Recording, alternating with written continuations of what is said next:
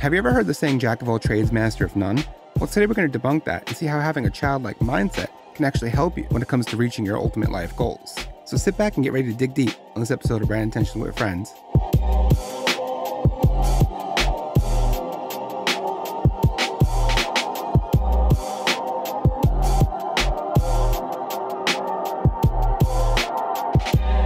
I have a feeling this will be a highly inspirational episode because today I have an amazing friend who has helped motivate and inspire me to be the best me since earlier on in my career. He's the mind behind Soulshed STL, the leader of Code and Coffee STL, and was once a member of the legendary hip-hop collective, MME, JerMarco Britton. What's going on? What's going on, my dude? What's up, man? It's so great to actually be able to finally do this. I know we've been talking about this for really long, before there was even a podcast. Yeah, man, this is a long time coming. What's actually really dope, though, about like doing this together, it's kind of a full circle moment, right? Mm. We did Think Dope together, right? And, you know, you were involved in that. You were like doing the music side of that. But something that you don't know, it was like 2011, 2012. And you and our mutual friend, Julian Keaton, y'all were starting up Blue Light Underground. Uh-huh. So that was the time, like, you know, I was doing flyers, I was doing album covers. And I told the story a few times about, you know, how I felt like disrespected because like nobody was giving me like any skin in the branding game or whatever. You know, it was just kind of like do the graphics and shut up. So I did the flyers and we kind of like had like a makeshift logo going on there, right? And after that's when y'all were like, okay, so now that we have this, what do we do with it? Like, how do we build a community around it? And that's like what gave me the confidence. Like that was like the tipping point for me that I was like, I'm running full with this branding game because I know what I'm capable of and I know what people want it. And, you know, it was kind of the full circle moment because, like, that's, like, where I was just, all right, this is what I'm doing now. That's crazy.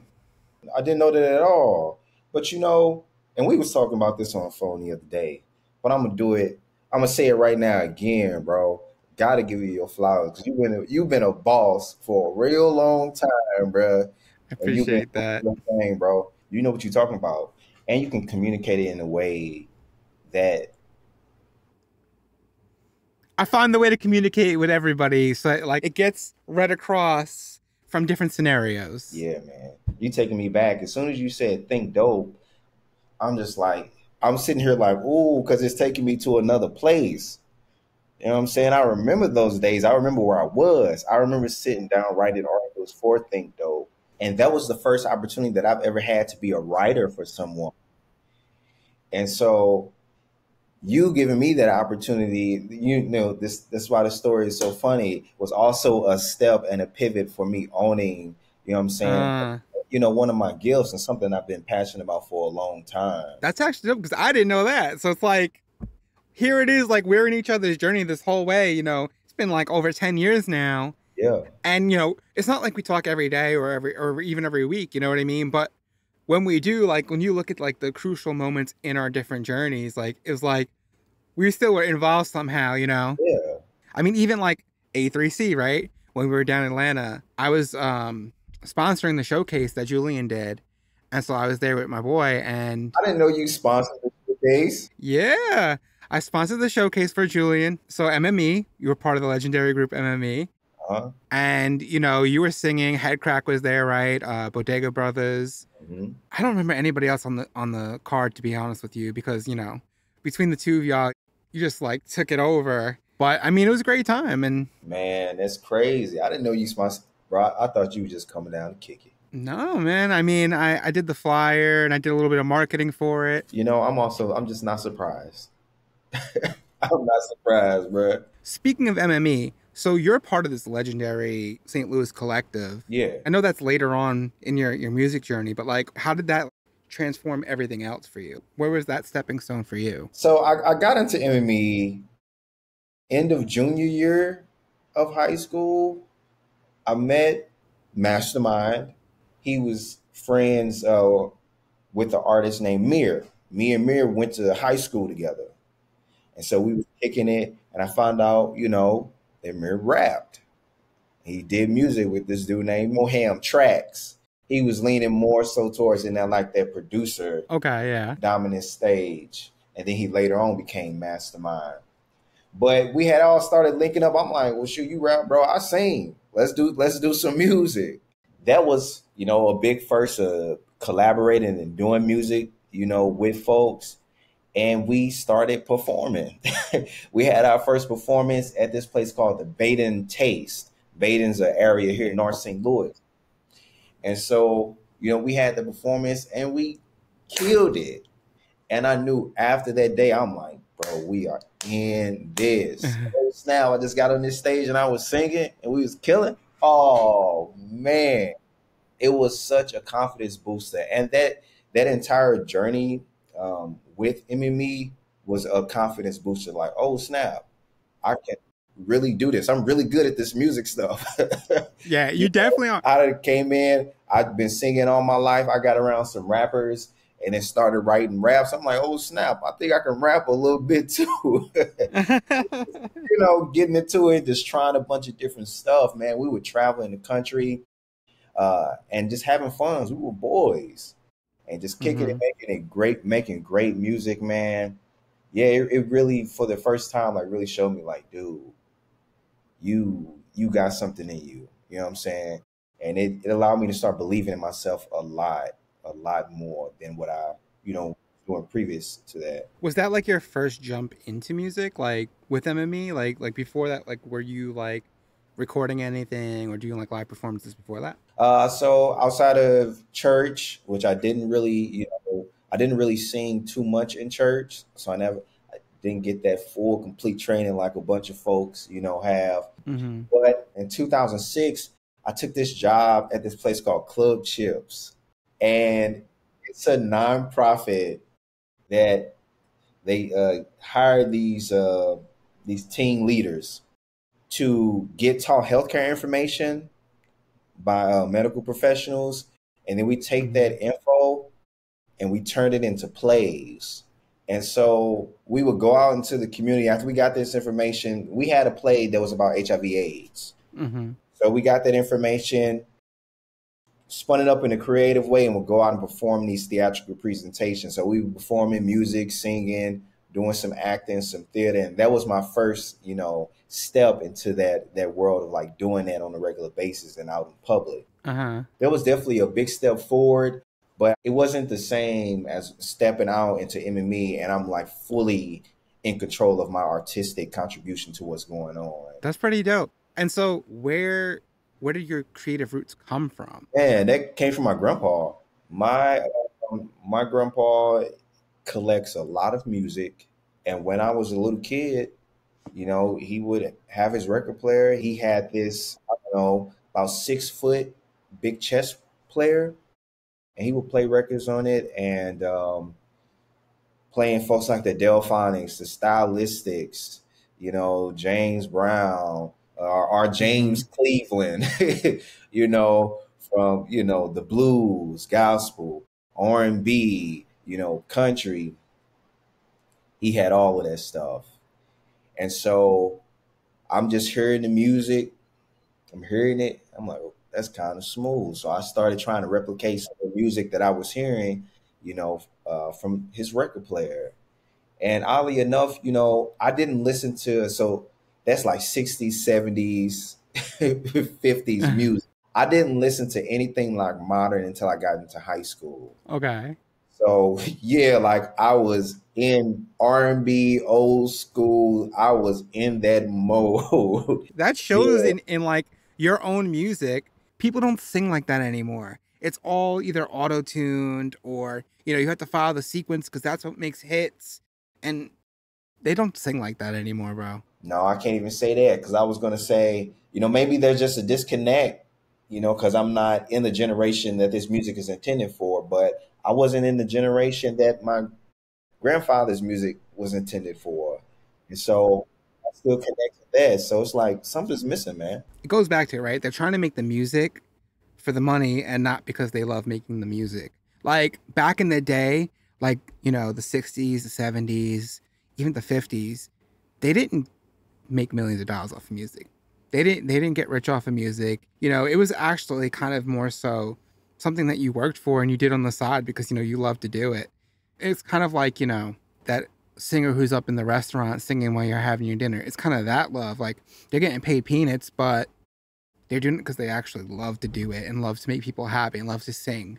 And I think that's the real disconnect, because everybody now is like, all right, well, if I make this hit, I'm gonna be famous, I'm gonna get signed, I'll never have another worry in my life, rather than I'm gonna create this because this is gonna speak to people. These people are gonna understand what I feel. And I think that's what the little connect is. Like, I mean, back to Mastermind, like the music he makes now, I mean, he's always made it, but the music he's making, like, it all tells a story. It all speaks from his soul. And I think that's really the connection. Yeah, his music has always been very personal. To your point, that also reflects in the talent. So if you're there for money and you don't love it, there's no honoring what it is that you're No. doing and how you're doing A it. certain like set of values you have when you actually care about what you're doing. Yeah, Like, you're not going to cut the corners around like, all right, well, I can make this track in half the time if I just, use a loop instead of like producing it myself. No, yeah, like, I'm going to go here and I'm going to either chop this up and really sample it, or I'm going to like get a sax player here, have them play the sax, cut that up, put that in there, have a piano player come here, record the piano, cut that up myself. Like, there's a big disconnect from those two trains of thoughts. yeah. And it's not just with music, it's with everything, but Yeah, a lot of things are formulaic. Even when people are trying to go viral on Twitter, I'm trying to figure out the algorithm. Hey, man, look. the algorithm's going to do what it wants to do, so you might as well just relax and enjoy it. Yeah. And you might as well make the best kind of, whatever creative contribution that it is that you're putting out to the world, make it the best of what it's going to be, and make sure that it's authentic. Because people ain't going to catch on anyway if it's not real. People might like something real quick or share it because it's funny or it's cute or whatever, but at the end of the day, 5 years from now, what is it going to mean? It's not going to mean nothing unless you actually put your heart and soul into it, and people felt that. Yeah. Something that's interesting, I find, is that you really got your start in music, right? And now you're at this point in your life where you're transitioning more into the tech side. You're going into the coding, you're going into the graphics. Whereas I started actually in the coding and graphics, and I transitioned to music for a while. And, I did the whole engineering thing. I engineered a radio show. I recorded artists, a few albums. And, I got sick of the music politics, all the backstage stuff. And I kind of went right back to, that's when I started going full time with the branding. I'm like, I love the music, but I don't love the politics. So this is what we're going to do. And it's funny because now you're starting to do that transition. So what is the reason for your switch from music to tech? 2018, I started an organization called Soulshed STL. Mm-hmm. It was after a brief stint in New Orleans where I got to, truly experience the culture, specifically the culture of music down there. And I came back to St. Louis inspired. I was working at a music venue here in St. Louis called Jazz St. Louis. I got also inspired there by their education program. And I'm like, okay, so what would it look like to do something where it's specifically for developing the music scene here? Because I've seen the potential of what this could be in another place, referencing New Orleans. Okay, well, we have something, there are places here in the community that are doing stuff, but they're targeting like kids or the youth rather. And so I'm like, okay, all right, I think I'm going to hop into, the business side and development side of music. And so Soulshed started off with jam sessions and then eventually grew to offer educational program for professional musicians. Mm-hmm. And I provide all that context to say, long story short, the educational component and just the upkeep of the organization, it wasn't financially fruitful. Okay. And it was a lot of work.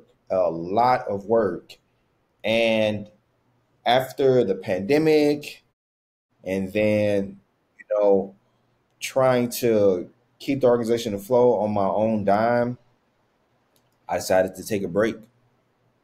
And so when I decided to take that break, I had already took a break from performing music to focus on the organization. Now I'm taking a break from starting this music organization. All right, what am I going to do now? Uh-huh. I think I need to step away from music for a second. If you love it, let it go type of thing. Exactly.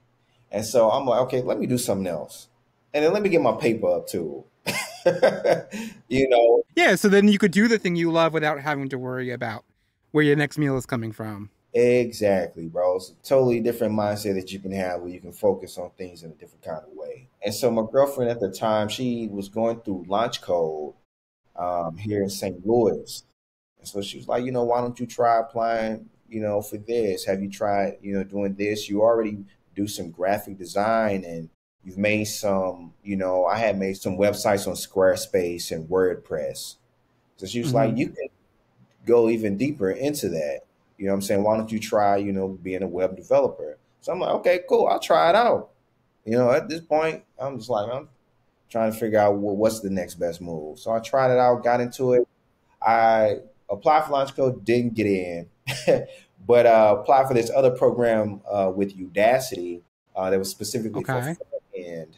And I went through that program, got my first certification, in front end development. And from there, I'm like, okay, well, let me continue going. So I applied for LaunchCode again, and then got into their full stack program. Okay. And so I'm like, okay, all right, we doing some stuff. All right, I'm learning some stuff. This shit is still kind of hard, but I'm seeing possibilities here. I'm learning different things, learning about how this particular industry intersects with all of these everything. And so I'm like, Mm-hmm.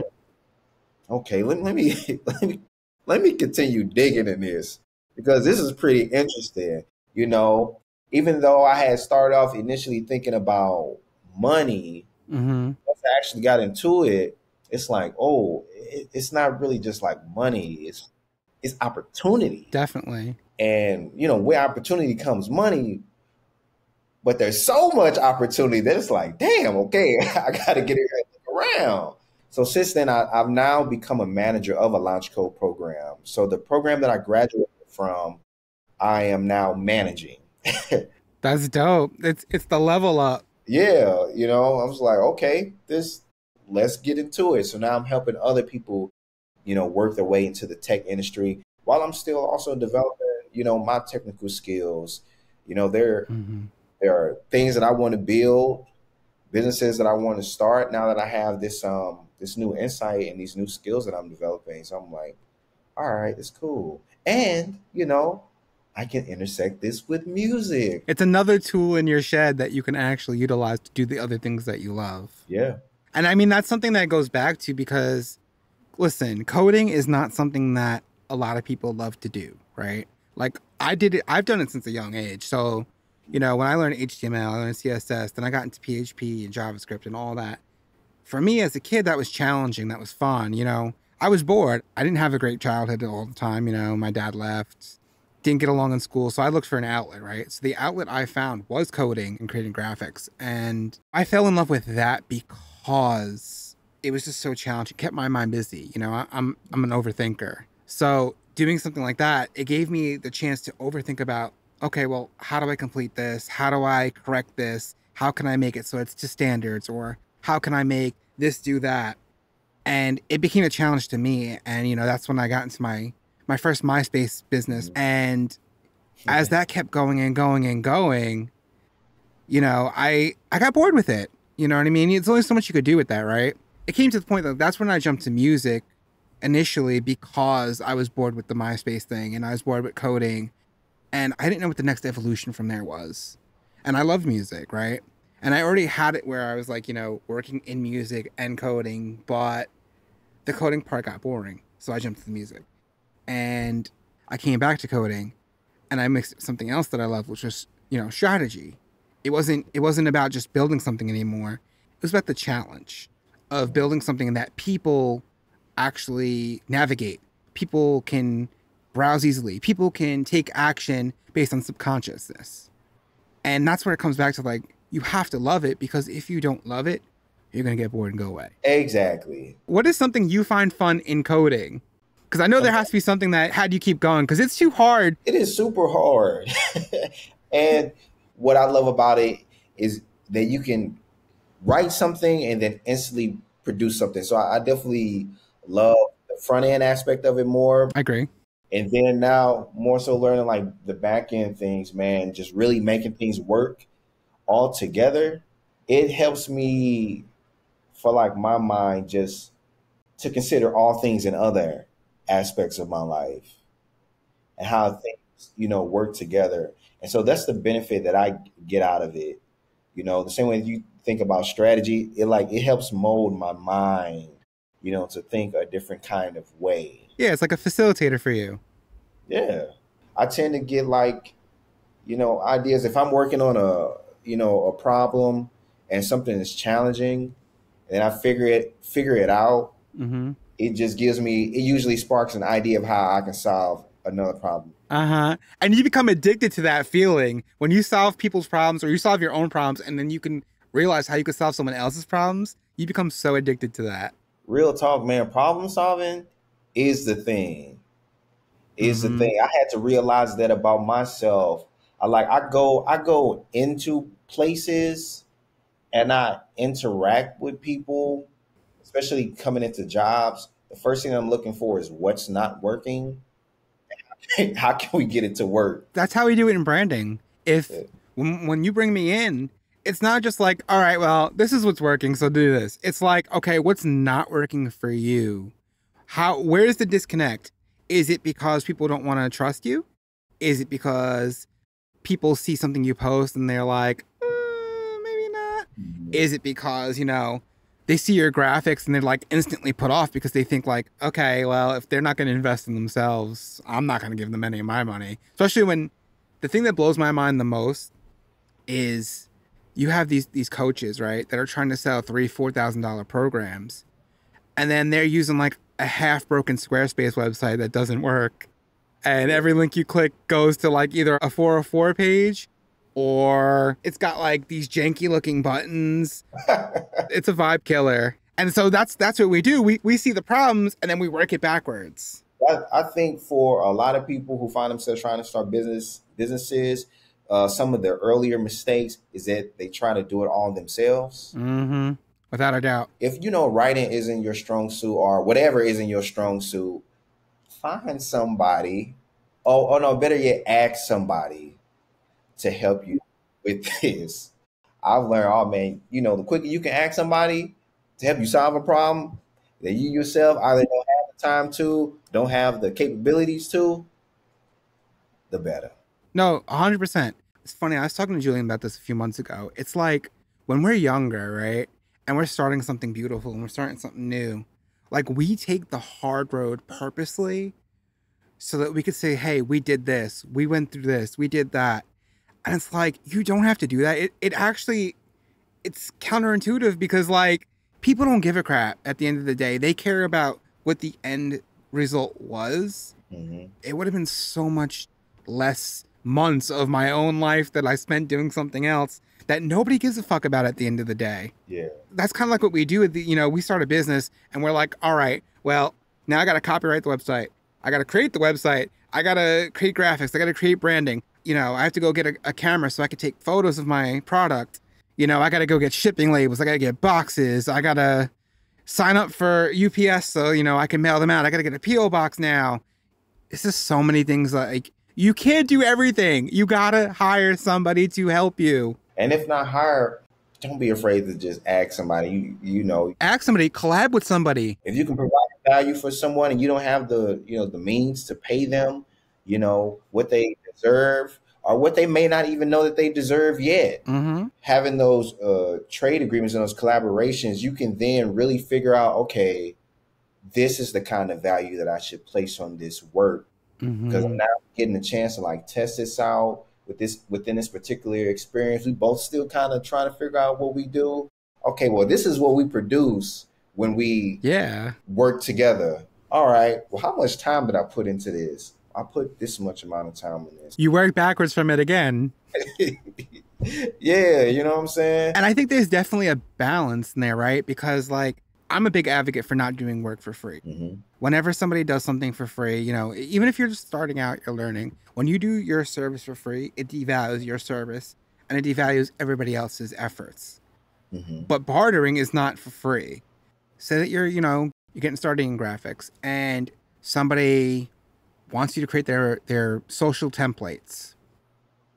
Okay, cool. So how about a referral base then? If I create these templates for you, and you sell off of, you sell in the month that I'm using them because people saw them and say, hey, I like that template. I liked that visual. That was a great carousel or whatever. You give me 10%. Like, even at that point, that's better than working for free. Yeah, That's still collaborating on something. The business gets something and then you get a referral for helping them sell some type of ebook or something. Maybe, if you're starting out in visuals, you create the ebook and every proceed that comes from the ebook, you get a percentage of it. yeah, I mean, there's a million ways to win. You just got to be, first you got to be trustworthy, because that's the problem. People don't trust other people. yeah. But, you got to be willing to do the work regardless. The work gotta get done.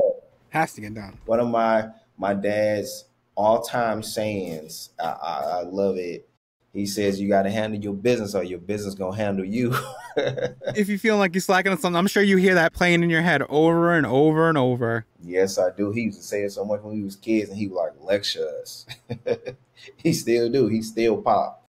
And I used to be like, oh my God, I be hearing that in my head all the time, bro. I mean, my grandpa had a saying that was like, the second you think you're the smartest man and you stop educating yourself to progress, you're the dumbest man. You know nothing. Yeah. Ooh. And like, that's something that stuck with me, because like, it's like, okay, well, I'm getting all this clout for branding now, right? People come to me because they want branding. People call me the impact man. People, you know what I mean? And like, a lot of times, like, people take that stuff to their head and they're just like, all right, well, I'm the shit now, so I'll just keep coasting and do what I'm doing. Meanwhile, I'm still investing in coaches. I'm still investing in my craft. I'm still spending a day a week, learning new things, researching, reading up articles, seeing what brands are doing what.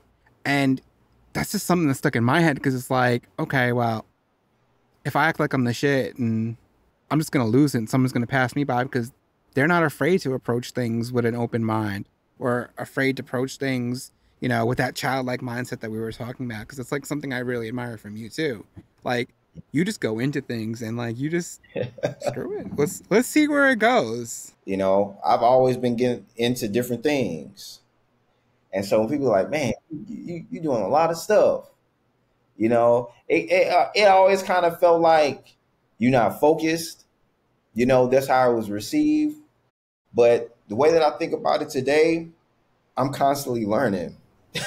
Yeah, no, that's true. I'm constantly learning new things. And then I do what I gotta do to do what I want to do. Mm-hmm. Took this internship at Save the Music Foundation, the VH1 organization, and it was for communications.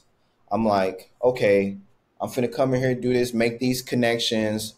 It's an internship. I'm getting paid a little bit of money, but it's worth, making those connections, And so I got into the role, and it also required me to do graphics from time to time. And so got into the role, they wanted me to be on Canva. I'm like, man, I need a little bit more than this. I'm a little bit more, creative. I like to build stuff up from scratch, although I've been getting to the practice of having like, starter things, or looking at inspo. Time and place for it. Yeah. But started getting into it. So I purchased the Adobe suite. So I started getting into that, and I'm in Premiere Pro, and I'm creating videos, and I'm like, yeah, I can create videos too, which I need. Oh, well, we need a video for Amazon Music because they're coming, and they're going to be speaking with us. Okay, all right, I got it. Boom, boom, boom, boom, boom, boom. Now on my resume, I can say I created a video for Amazon Music. Now, to me, that's valuable. I mean, that's huge. I am like now in the process of like constantly developing better processes to manage my time. That's so essential, bro. Yeah, to not be doing too many different things at once. I don't have to be the designer, the musician, the program manager all at once. I could just focus on one at a time, but I know these things are available to me. Mm-hmm. And it also helps me put into I know I want to go into entrepreneurship. Sounds like you have a hell of a creative agency ready. I've always planned to be an entrepreneur, always planned to have multiple businesses. It makes sense for me to have my hands in different things, and it's like I've been training myself up for that, and it's getting about to that time. You're like the opposite of the saying, like jack of all trades, master of none. Yeah, like I don't have to be the greatest musician. I don't have to be. I mean, listen, bro, I'm going to tell you this. I tell you this every time we speak.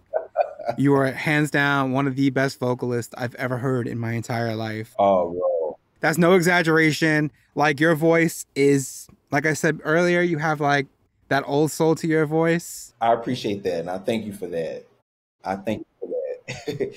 You know, when you was talking about clout earlier, not letting stuff go to your head, I can receive, and then I also think, you know, I also don't always want like the light on me.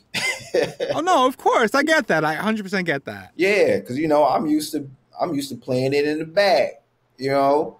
But you know, when I need to step out into the front, I'll step out into the front. What's cool like about all that you do is like that you're so positive, right? You're so optimistic about everything. You look on the bright side.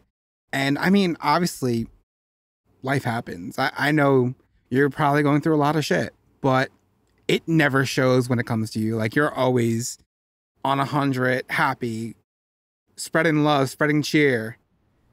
It's something I admire, to be honest. Bro, I appreciate that. I try to put that out into the world, and I try to be genuine, you know, as much as possible with it too. Mm-hmm. And I'm also a very personal and private person. And then if there's something that's going on with me that I need to deal with, I'm gonna deal with it. I'm gonna go ahead and look at myself, ask myself questions, and deal with that until I figure it out and move through it. And so I don't usually bring the stuff that I have going on that may be negative, you know, but it's really just real life. Yeah. I don't ever shy away from sharing something that I'm going through with someone if the moment calls for it. Here's a random question that comes from that. As somebody who's a creative and you're a multi-passionate creative, right?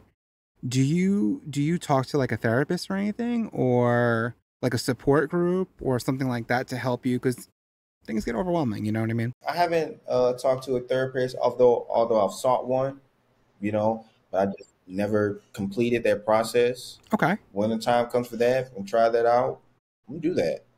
You know, I'm not against it at all. Anybody out there who thinking about it, you know, go for it. If you're trying to take some kind of step to better yourself, you know, mentally, do that. So what do you do to, because like I said, it's something I admire, like how positive you are. First thing I do is ask God, like, hey, what's going on? I talk to God, mm-hmm. and I try to really assess where I'm at, you know, and be honest with what's going on. What am I experiencing? What am I thinking? What am I feeling? Why am I feeling this way? Why am I thinking these things? Why is, you know, these certain things coming up? And really try to work through that process so I can kind of get a hold on things. Because once I can kind of figure out like what's going on, then I can be proactive to take the certain kind of steps I need to take. Mm-hmm. You're a little burnt out. Oh, okay, I'm gonna sit down today. I'm gonna turn my phone off. All right, okay, cool. All right, yeah, all right. That's the way to go about it. Oh man, you're a little upset with this person. Oh yeah, I am upset. All right, I think you need to go talk to me. Hey, let's meet up. Hey, let's talk real quick. You know what I'm saying? And just try to like handle it, you know, whatever kind of way that it needs to be handled. It's like the easiest thing, but also the hardest thing at the same time. Yeah, man. And I don't know. I try to be like extremely honest with myself. You hold yourself to a high, like no bullshit ratio. Yeah, I try to address it and just be honest. If I mess up with it, just be honest. I don't like lying, and I just cannot lie to myself. And I can't lie to others unless it's like some little white lie. I mean, if you lie to yourself, the only person you're hurting really is yourself at that point. Yeah. But people lie to themselves, then they go out and lie to others and impact others, you know, in a negative way. And this goes back to the positive thing, you know. I try to have personal responsibility with the way that I interact with people. Mm-hmm. That first happens with having a real and positive interaction with myself. That's beautiful. I feel like if I wasn't honest with myself about like, hey, there's a balance, don't get me wrong, because there's also imposter syndrome, right? But like, there's times where I'm like, all right, well, you know what? That could be better. you know, my type game needs a little work there. You know, I need to get better with the color theory. I need to get better coding this, or I need to get better with, you know, that kind of logo or something like that. And then I go and I practice it because I'm like, you know, I hold myself accountable with that, right? And that's how you get better at things. You know, I'll purposely go and I'll go and take a project that I don't think I can do on purpose. Bro, yes. Not that I don't think I can help them, but that I don't think I can do some little specific thing around it just to challenge myself to get it done. And every time I bet on myself, when I'm straightforward to myself of what I need to do, I win. Absolutely, bro. And that's why you constantly progress. That's the only way you progress. I mean, if I'm just going to sit here and I'm just going to keep doing the same logos that I do every time. Yeah. I mean, I know there's a point where you have to niche, right? But if I'm just going to work with the same exact people over and over and over, and I'm going to do the same moods, I'm going to do the same audiences, you know, yeah, I'll be good at it. But at the same point, I'm not going to also grow too. You know what I mean? There comes a point where the money ain't the money. And I mean, that's never my thing, right? But I got to have fun with it too. I got to have fun with it, or I'm just going to get bored. I'm going to get burnt out. And then nothing's going to happen. Yeah. And there's nothing wrong with a quick pivot. I mean, yeah. Going back to the childlike mentality, you know, when you're a child, you're experiencing everything in the world for the first time. And so the learning curve is intense, but you're so open to receiving it that it's coming. You know, there's no reason that you can't be a multifaceted adult. People tend to get older. They do what's comfortable. Yeah. You know, they settle into themselves, and this is it. I feel you on that 100%. My grandmother, I love her. She's in her 70s and she needed a new laptop, and she wanted, you know, she wanted what she had, and they don't make what she had. It was like a 12-year-old laptop. It had Windows Vista on it. I can't even get Windows Vista for her on a modern computer. So we got her a MacBook, right? And I'm like, listen, this is super easy. You literally open it, you put your finger on it to unlock it, and you go to Firefox and you check your mail like you did on the old computer. It's literally the simplest thing in the world. And she still has a little bit of trouble with that. Like, it's not that she's having trouble with it, because if I sit there and I ask her, okay, can you do it? She'll do it. It's the fact that she doesn't want to do anything different. Yeah. You know, that slow ass Windows Vista startup. Yeah. She's used to waiting for 10 different things to open up before she can X them out, because that's how Windows is. And then she'll go to Firefox, take another 3 years to load it up, and then refresh her mail, which doesn't always load right because Firefox can't even update. So that takes forever and it messes up. And rather than just do the simplest thing, she's too comfortable in what she knows instead of trying to approach it by something that could be better. Because just because it works doesn't mean it's working. Yeah. Yeah. Yeah, man, you gotta keep learning as you age, and not be afraid to try new things either. Yeah, and just to stay abreast to like what's going on. You know, think about how the world was 30 years ago. It's 30 years of change. Things change from one day to the next. Yeah, that's for sure. Those are a lot of days for changes to happen. You know, to not grow and at least be aware of what's going on. We talked a lot about, like, you know, doing what you got to do so that, like, you know, you have the cash and you can progress on. Like, I know impact's something really important to you, right? What is, like, the things that you are doing on the impact side of things for the community and to spread love? Yeah, so since SoShed is not operating right now, which is where I was, you know, primarily doing a lot of impact work here, specifically within the music and arts community, I've just brought that same spirit over into the tech space. Okay. When I got accepted into LaunchCode, I knew that I was going to need, you know, some help. And so at that time, I was a community manager at a co-working space here in St. Louis called Tech Artista. And one of the members, I knew that she was doing something within technology overseas, but her husband happened to be a front-end developer. And so I, you know, walked up to him like, hey, I just got enrolled into this program. program. I'm looking to explore, the tech industry, possibly become a web developer. Do you have any advice or recommendations, anything like that? And he was like, well, why don't we just start a group for everybody else who has the problem that you got going on right now? He's connected with this guy up in New York City called Steve Chen, who founded this organization called Code and Coffee. And so it's a web development meetup that he started up there. And he was like, well, why don't we start a chapter here? And I was like, well, I got connections to this space. We could use this space, and we could just start it up and get it going and run it. He's like, oh, okay, cool. I'll get the information from the dude that I know in New York, see how they usually do stuff, and we can start it up here. And so maybe it took about 3 weeks for us to turn it around. I'm like, hey, I got this event that I want to do. I'm talking to my boss at work. I'm like, I got this event that I want to do.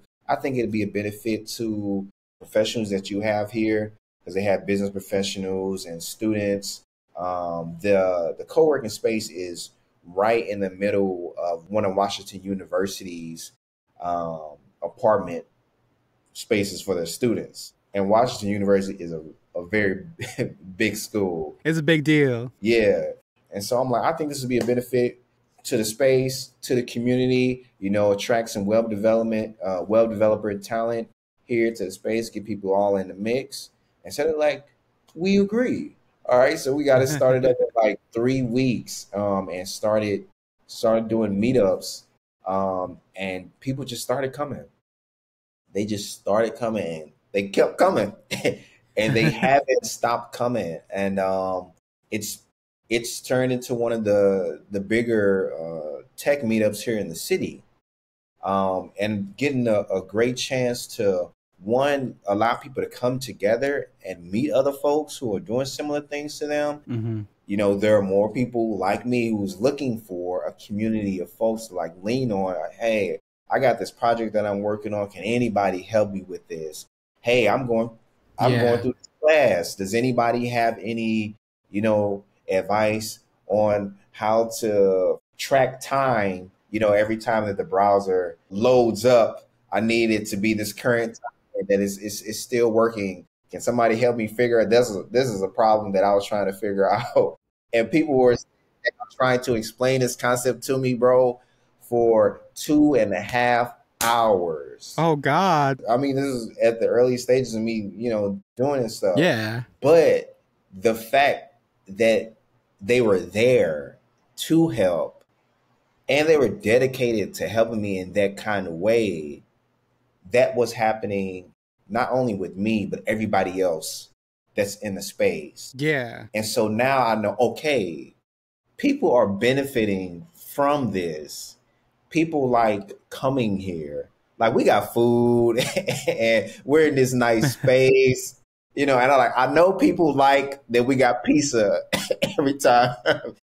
Every time we have a meetup and we got coffee, and you come here, there's a parking lot. You don't have to park on the street and pay a meter. It's a central location. But people actually like coming there because there's a real community there. Yeah. This is crazy. I'm in a whole different space, but I'm still doing the same kind of work. I was passionate about, over on the music side. It's like Soul Shed, but for code. Yeah. That's pretty dope. How far have you guys grown so far? All that we have is a meetup page. We have a meetup in Discord. But our meetup page is like at 674 members. We're getting like, I don't know what the ratio is now because it has slowed down a bit. But I would say roughly like 2 to 3 new members a day.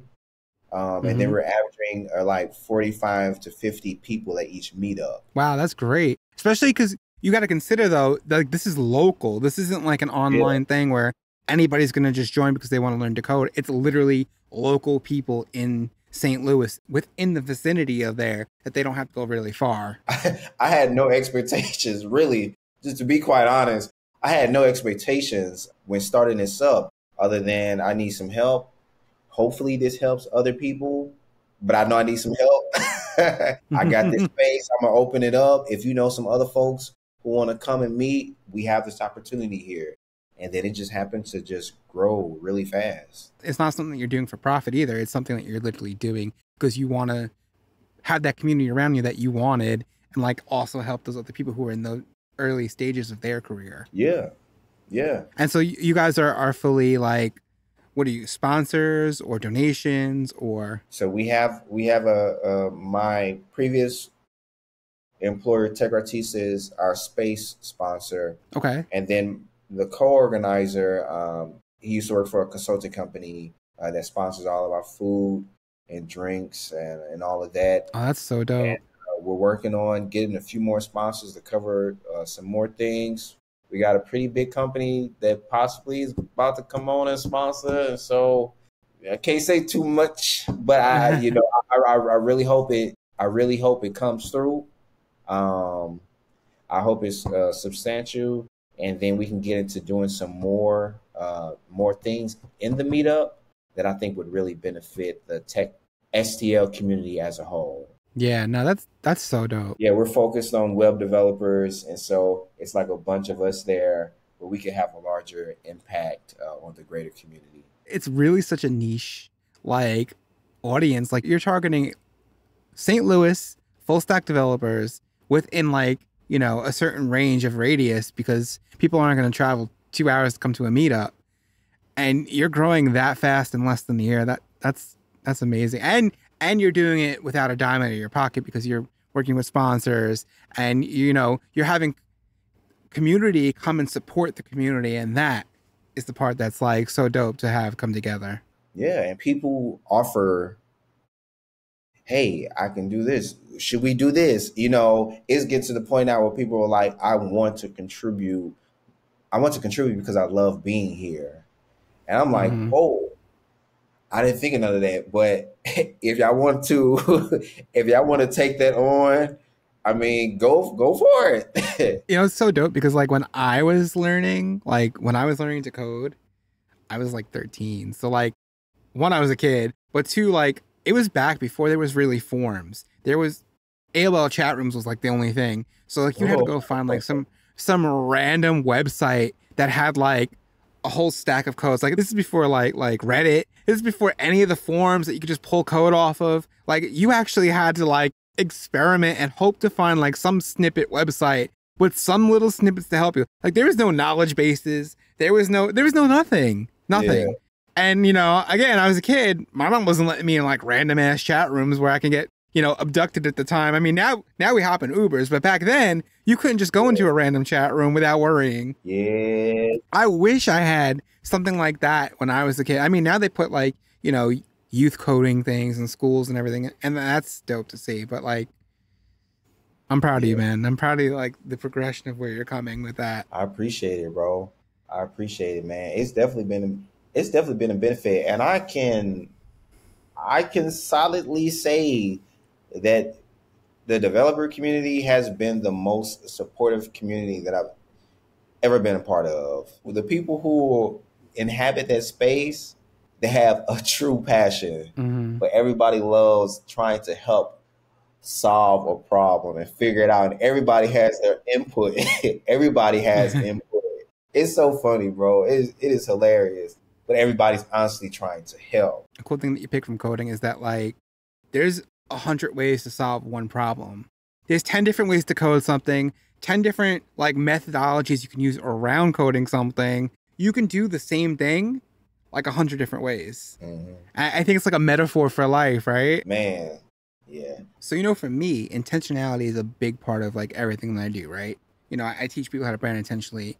I am very intentional about what I do, what I spend my time doing. Intentionality is a big part of my life. So I love to find out about what other people do intentionally in their life, you know, whether it's for creativity, their business journey, progressing through life. So what are 3 intentionality principles for you that you live by?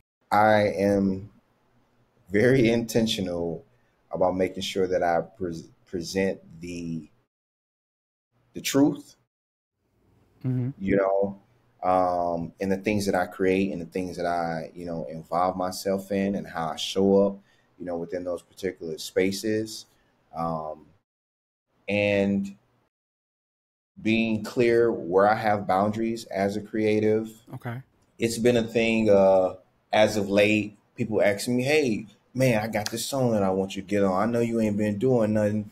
Why?" I'm like, "Yeah, man, that's all good. As long as the song is positive, you're not talking about no craziness, no foolishness. Yeah, I can take a listen and I'll let you know how that goes." Before, in my early music stages, I wasn't doing that. I was also, a younger person, and my personal values were underdeveloped. Mm-hmm. Now this is what's true for me as a creative. There's certain I have limits, and that's part of me being, who I am, and I'm communicating with the people who want to work with me. This is who I am. This is what I stand for. This is what I represent. Yeah. It has to be in alignment with what I have going on, or else I can't be a part of it. I 100% feel you with that. That's kind of like part of like my big shift in my business too. Like I used to just, there's a point where, hey, you wanted branding work? Okay, let's brand.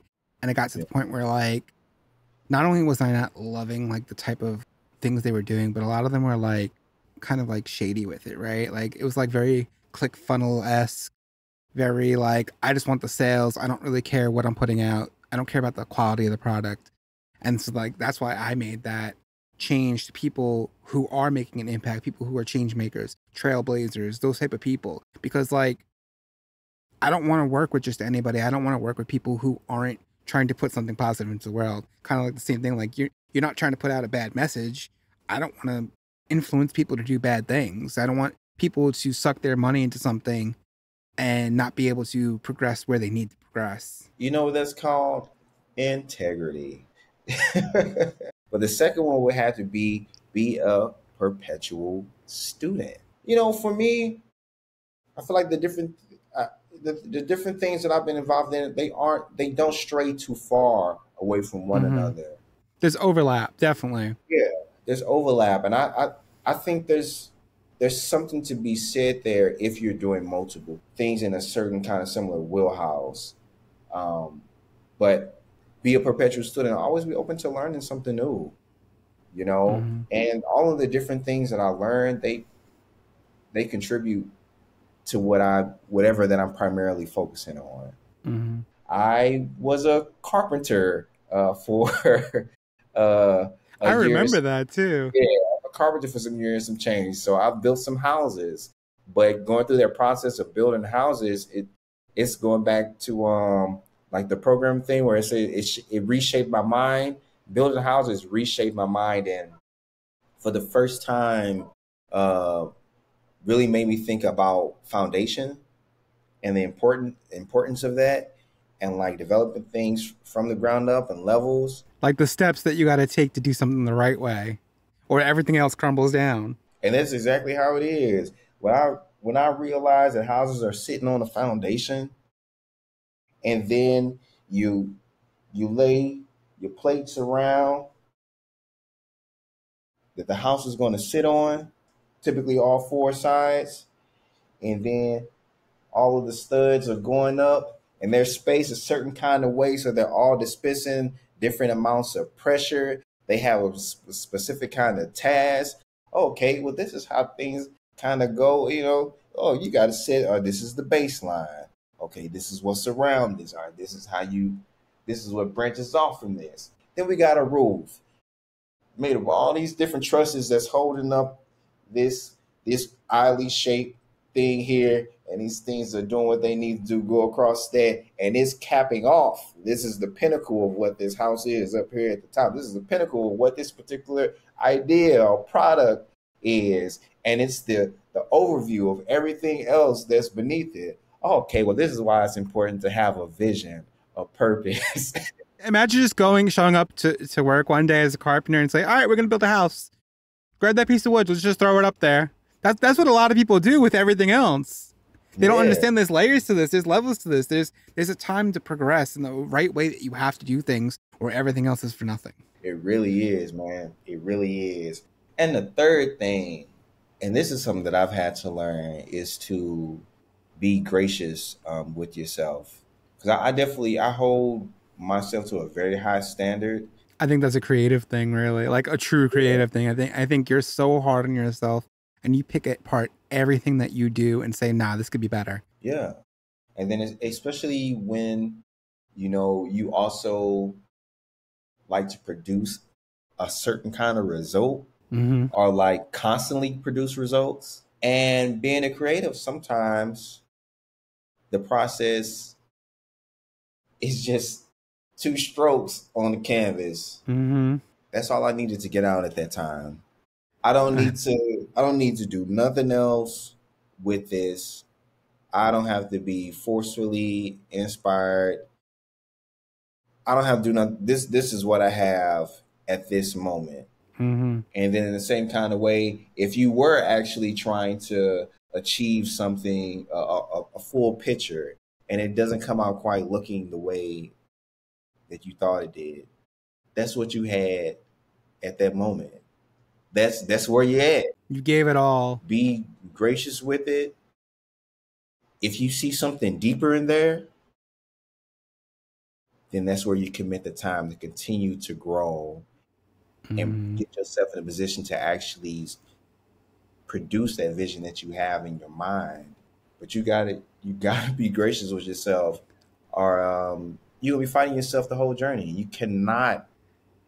gotta go through the journey. You gotta, good, bad, and indifferent, every part of it. Otherwise you don't grow. That is something that I've really been learning the biggest the last year. Like in this last year, that's the biggest lesson I've learned, that you just have to be gracious with yourself. You have to give yourself grace and be patient. You know what I mean? When something doesn't come out right, I make a lot of videos now. When a video doesn't come out right and I have to re-record it or whatever, sometimes I'll just say, oh, maybe that idea wasn't good enough, or maybe I just didn't want it bad enough, and I throw it away because, sometimes it's not. And then sometimes I also push through it. I'm like, listen, this is what I had. This is what it is. Yeah. And those are actually surprisingly some of the videos that like people talk to me about. Those are some of the videos people like message me, be like, listen, I'm really happy you posted this. I'm really happy. So like, a few of these, podcast episodes, I wasn't really ecstatic about the edits the way I perfectly wanted them. Right. But people watched them and not one person mentioned anything bad about editing. They were like, hey, this is great. You really cut in that amount of information in that amount of time. And even though they're long episodes, it's like you packed in, double worth. And we're really happy that, I learned this or I learned that. And it's usually the things that you're worried about the most that people find beauty in. Yeah. And it goes back to authenticity. It's true. If you're doing it for the wrong reasons or you're doing it to be fake, people see that shit right through you. And don't mess around and run into somebody that'll call you out on your shit. I've been called out on my shit so many times. And it's gotten like even more brutal in the last few years, because I'm like, of course, I'm growing, I'm leveling up. And so I'm interacting with different levels of people. People that are higher than you. Woo! They're going to let you know what's going on. Part of the process, though. It is part of the process. And it's like either you got to get with it or get going. But you can still be gracious with yourself. I am so thankful that we did this. And I think like you've been such an inspiration to me in so many different ways. And it's so dope that like I could share some of that with my community and let people see like who you are and kind of just get inspired from your journey. Where can people find you to keep up with you and everything that you're doing? If you're more interested in making a professional connection, you can find me on LinkedIn at JerMarco Britton. If you're more interested in like creative works, you can find me on Instagram at Mr. JerMarco. That's MrJerMarco. And you can also find me on Twitter at that same. Or you can pull up to St. Louis on one random Sunday and meet me at a Code and Coffee STL edition. We meet bi-weekly at Tech Artista U City. Come on out, see what's happening within the tech community here in St. Louis, and see specifically what's shaking with the web development scene. And make sure if you're in St. Louis that you definitely check that out. You are not going to want to miss it. And I can show you some good food spots. Come on over, I'll show you around. What an amazing time it was to rap with JerMarco about our past and where they've gone and how they shaped us today. I hope this episode brought you some inspiration and helped motivate you to take one new step today. And please comment down below what your favorite part of the episode was, and don't forget to hit that subscribe button. Thank you so much for watching, and remember, grind intentionally.